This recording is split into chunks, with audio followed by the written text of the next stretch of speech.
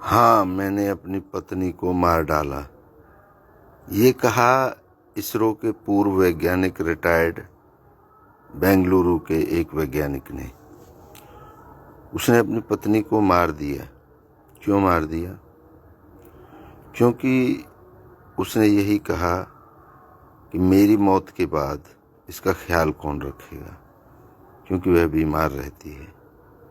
उसकी एक बेटी है जो 7 समुंदर पार विदेश में रहती है। कैसी ये दुनिया, कैसा ये समाज, कैसे ये लोग निर्माण कर रहे हैं समाज का। ये आए दिन की घटनाएं होती जा रही हैं। लोगों के पास एक एक बच्चा है, 2-2 बच्चे हैं, और उनकी कामयाबी के लिए व्यक्ति दिन रात मेहनत करता है, उन्हें कामयाब कर देता है और विदेशों में सेटल हो जाते हैं।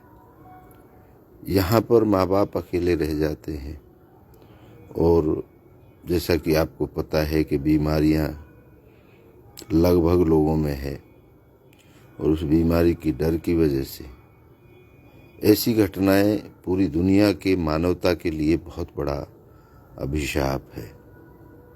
यही निर्माण हो रहा है दुनिया का।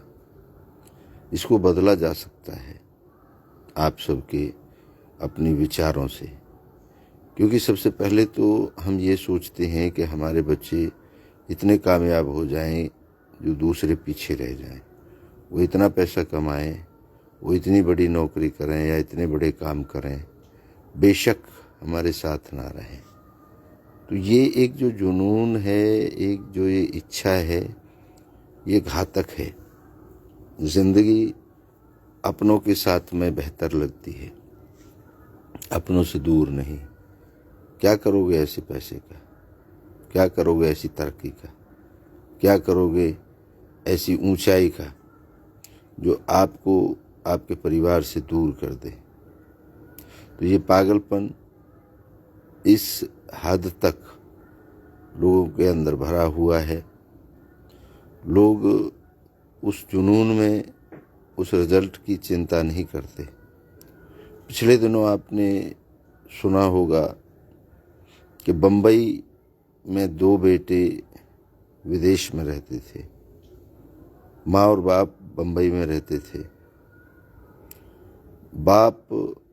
माँ पैरालाइज्ड थी और वो एक अच्छे फ्लैट में रहते थे, पॉश एरिया में रहते थे। लेकिन बाप की किसी कारण से हार्ट अटैक से मौत हो गई। उनकी पत्नी पैरालाइज्ड थी, वो ना चल फिर सकती थी। तड़प तड़प के 4 दिन में, क्योंकि उसको दवाई किसी ने नहीं दी, तड़प तड़प के 4 दिन बाद उसकी मौत हो गई। ये जो घटनाएं हैं ये हमें झकझोर के रख देती हैं। ये आज के अनुभव की घटनाएं हैं। कहाँ गए वो शास्त्र, कहाँ गए वो दैविक शक्तियाँ, कहाँ गई वो जो अंगूठियाँ, कहाँ गई वो धूल की चुटकी जो इस तरीके का जीवन देने में कामयाब रही। तो ये अंधविश्वास और विश्वास के बीच का सबसे बड़ा बैलेंस है। कोई साधारण आदमी, कोई आम आदमी, कोई गरीब आदमी, कोई नॉर्मल आदमी जिसके 2-4 बच्चे होते हैं, उसको हमने कभी इस तरीके से मरते हुए नहीं देखा। वो सुकून से मरता है। मौत ही तो सच्चाई है, और इस मौत के लिए व्यक्ति इससे डरता रहता है, जबकि ये सबकी आनी है। ये भी अगर आपके अपनों के बीच नहीं आ पाए तो जीवन का कोई अर्थ नहीं रह जाता। ये बेंगलुरु की घटना पूरी दुनिया को झकझोर के रख रही है। इसका यही संदेश है कि आप अपने बच्चों को इतना कामयाब करिए ताकि बुढ़ापे में, अंत में आपको उनमें विश्वास जगे, वो आपके साथ रहें, आपको साथ रखें। पहले तो हमारे विचार ये होते हैं कि हमारा बच्चा इतना कामयाब हो जाए, रिश्तेदारों से, पड़ोसियों से, सबसे उनका रिश्ता तोड़ देते हैं। और जब समय आता है आपके सहयोग का, आपको ज़रूरत होती है उनकी, क्योंकि जब आप किसी से रिश्ता ही नहीं रखते तो हालात यही होते हैं। तो आज की ये कहानी नहीं, हकीकत है। इस हकीकत को अपने अंदर विचार करके देखिए। कहीं आप भी तो इसी रास्ते पर नहीं आगे बढ़ रहे हैं, कहीं आप भी तो ऐसी परिस्थिति की तरफ नहीं जा रहे हैं। क्या करोगे ऐसी कामयाबी को जो आपके अंतिम जीवन को बर्बाद कर दे? तो आजकल बड़ा खतरनाक माहौल चल रहा है। ये समय बदलते रहे हैं, समय के हिसाब से आदमी ज़िंदगी में काम करता रहा है, लेकिन ज़रा इस भाग दौड़ भरी ज़िंदगी में विचार करके देखिए और अपनों के साथ रहने का प्रयास करिए। कम खा लीजिए थोड़ा सा, क्योंकि कम खा के कोई नहीं मरता। ज़्यादा के चक्कर में आपके हाथ में कुछ नहीं रहता। आज की ये बात, इच्छा पूर्ति दर्शन यही कहता है कि आप अपनों के साथ ज़्यादा सुकून में रहते हैं, ज़्यादा खुशी में रहते हैं और बीमारी भी कम होती है।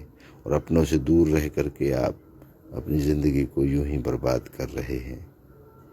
1990 में मैंने 10वीं की थी और मैं कोशिश कर रहा हूं कि 1990 में जितने भी असावटा गांव में मेरी क्लास में मेरे साथी थे, ऐसा नहीं सभी से मेरी दोस्ती अच्छी रही, कुछ से लड़ाई भी रही, लेकिन एक बार कोशिश कर रहा हूँ 1 तारीख को हम पलवल में इकट्ठे हों, सभी यार दोस्त, सभी पढ़ने वाले।